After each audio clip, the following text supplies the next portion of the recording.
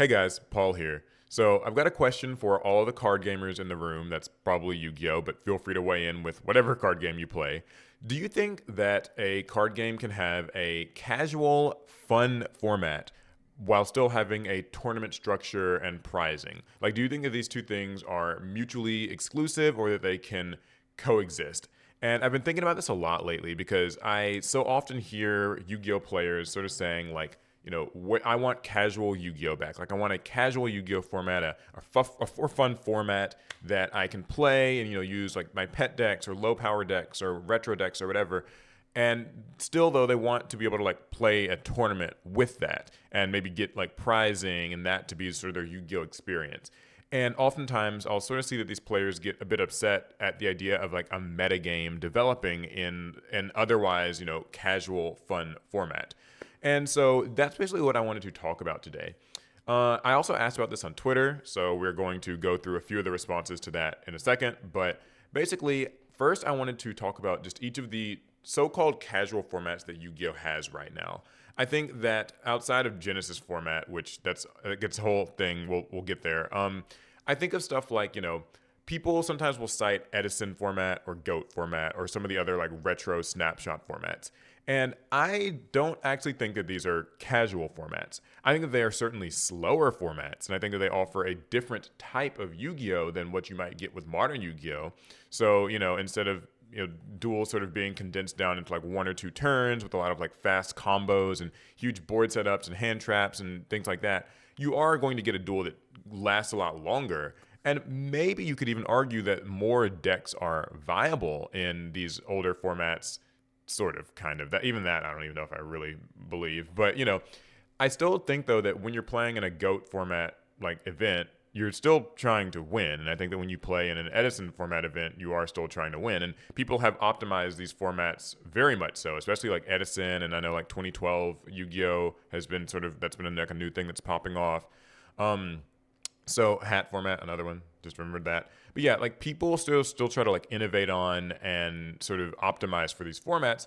And I don't really think that they're like casual. I think that they can make for maybe a more fun casual game outside of a tournament. But I think that if you play in an Edison format tournament, you will quickly feel the effects of like deck building and expertise optimization, things like that. So maybe the casual vibe can be there, but I still think that like people are going to be trying to win. Another thing that comes to mind is something like Speed Duel, which is definitely another one of those very low power formats. It sort of started off being mostly retro based. As time went on, it incorporated some newer, more modern mechanics. It's got skill cards, it's got the lower life points and the smaller fields. So it definitely feels a little bit more like introductory, a little bit more chill and like low power and stuff. But still, I have played in Yu-Gi-Oh! Speed Duel tournaments, like even at the YCS level and at the local level, and metagames do exist. In fact, sometimes in Speed Duel, they can be even more polarizing because of the smaller card pool and the lower life points. Like, I remember early on in Speed Duel, a lot of burn decks were super popular. Like, just these cards like Zoma the Spirit and Nightmare Wheel, and there was another one, like Mask of the Accursed, that I think it's Mask of the Accursed, that can just stall and deal burn damage. And so, like, the game would go on for a few turns, but you would lose quickly and in a way that sort of resisted any pushback, right? Like, these decks were stalling and they were burning, and then you would lose in a few turns and feel like you weren't really able to do anything about it. So I think that in that way, like, Speed Duel, even at its earliest inception, kind of could still feel pretty like try hard, pretty sweaty. And as it developed, there were certainly much stronger like strategies. I remember things like they had to nerf Rex's Serpent Knight Dragon skill. They had to limit two of Weevil's different skills, like the one that where like you could use Eradicating Aerosol as a dark hole, and there was one later on with like the Insect Queen tokens that it would keep generating. So like there were definitely like cards and skills and strategies that definitely like were a cut above and that people would use if you were playing it competitively. So just off the bat, I mean, those are kind of what come to mind when I think of a casual format. And then that brings us to Genesis, which is, it's a complicated one. Genesis is sort of designed to be something that is a little bit lower power Yu-Gi-Oh, a little bit more balanced. They have the point system. You guys mostly should know how Genesis works. But even Genesis, I've played a little of it myself. It's weird because I think that sometimes it can too closely resemble modern Yu-Gi-Oh, and I think that's not necessarily like Genesis's fault. It's just that modern Yu-Gi-Oh cards are kind of designed in a certain way that puts them above cards made like 5 years ago or 10 years ago or God forbid 15 years ago. Like in theory, Genesis format is telling you that you get to play with all your fun old banned cards. You can run Pot of Greed in a deck, or Graceful Charity, or Painful Choice if you want to, or even something other, other weird, crazy things, self-destruct button or whatever. But truthfully, when you look at Genesis results, it does tend to just be newer, stronger decks, right? Like Radiant Typhoon and Doom Z, and just kind of like, Cool Tune, things that are on the newer end. It's interesting that even like Draco Tail and Vanquish Souls still are just strong Genesis picks. And so, I don't know that Genesis really accomplishes that, at least not with the 100 point rule.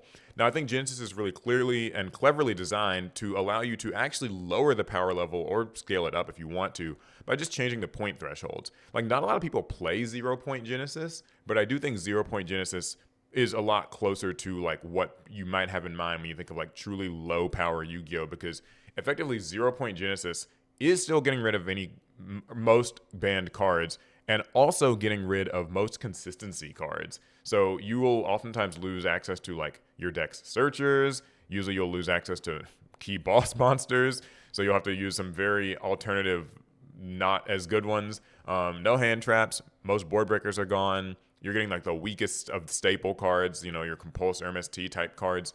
And that hasn't like really taken off. Like I don't see a lot of people talking about 0 point Genesis, but I do think that it's probably the closest you might get to something like casual for fun Yu-Gi-Oh. And then the last thing that I think of for a casual format is a draft format, which doesn't really formally exist anymore, but that's like your battle packs, right? Battle pack 1, battle pack 2, battle pack 3, these things that are designed to basically be like, you rip open packs right before the tournament or right before you play and build decks just simply with what you get. And the idea there is that the card pool is the same across every player. So like you'll get different cards than the people around the table from you, but like it's a set card pool and there's nothing extremely powerful that like only one person can get because maybe they have more money.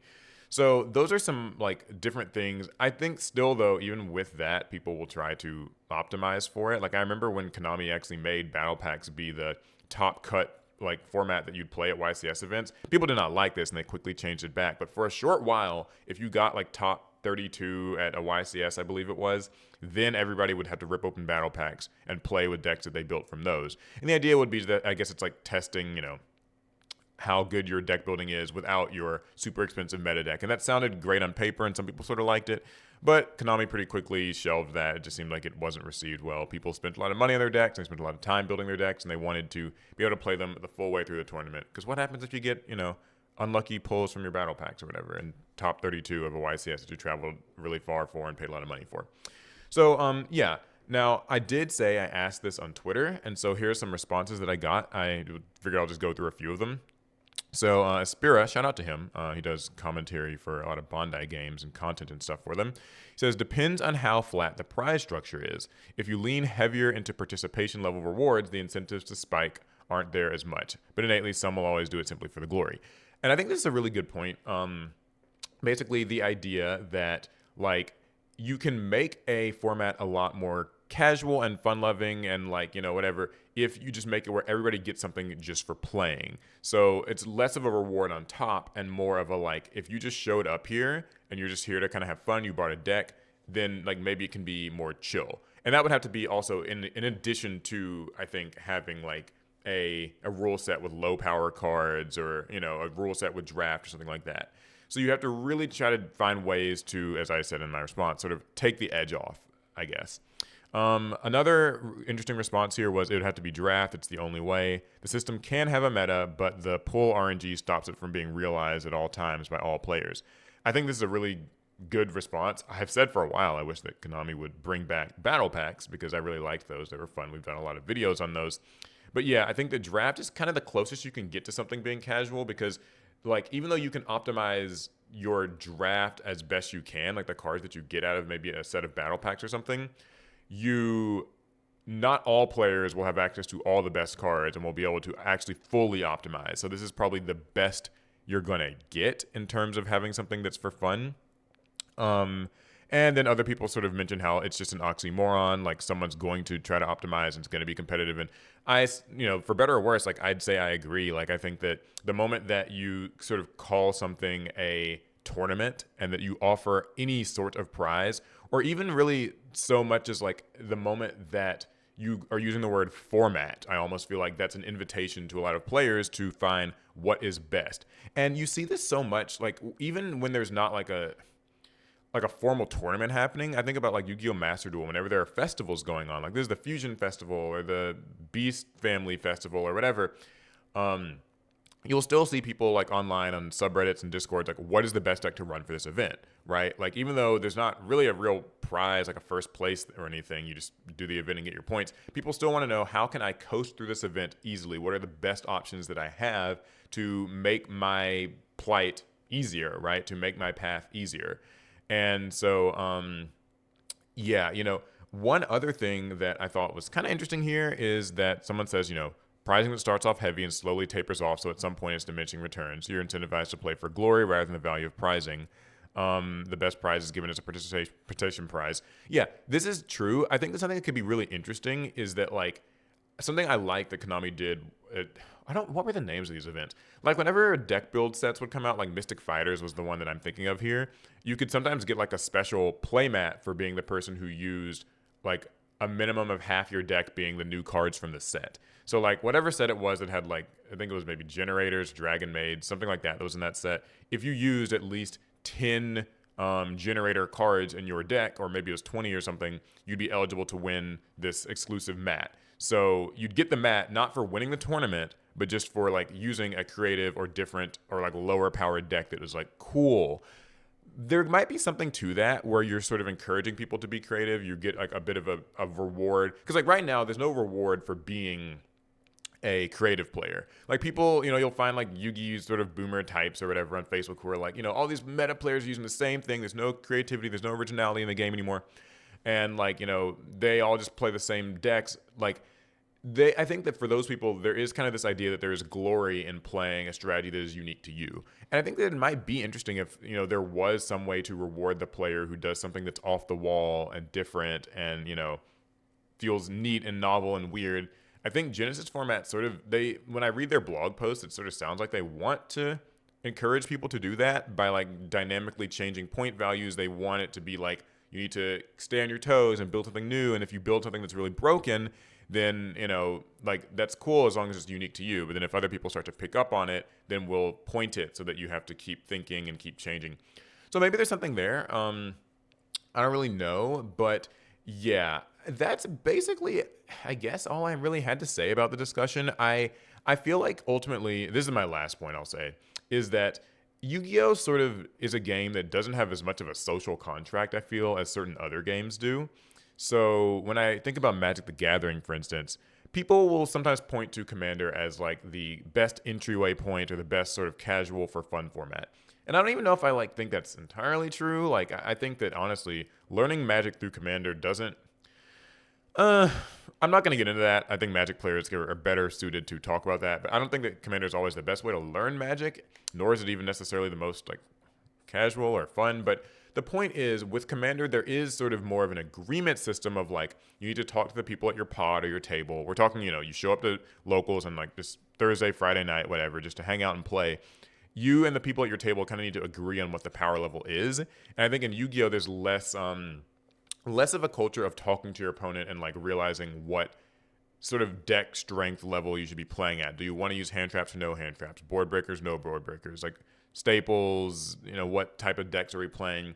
And I'm talking about this like outside of tournaments in this case. Like even outside of tournaments, it's sometimes tough to like sit down and get like a fun game of Yu-Gi-Oh! Going. Most people are still looking to like play test for the next event. But I think that maybe it would be good if we could develop a culture of talking to opponents and almost just doing it as a more community managed thing. Like we just sort of, hey man, I'm not looking to go all out. I'm looking to kind of like maybe pump the brakes sometimes, play something weaker if you are willing to do the same, and we'll just kind of play and have fun that way.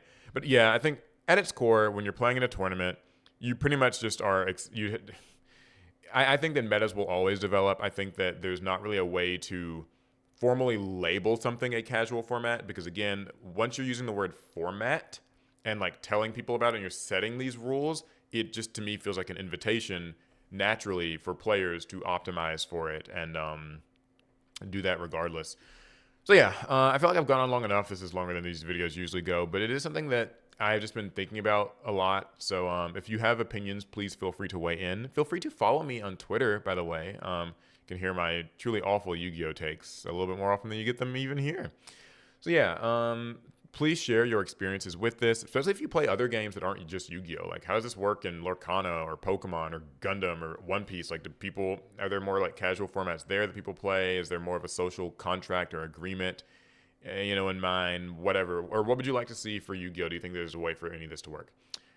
All right, that's gonna be it. I'll see you guys in the next one. Pass turn.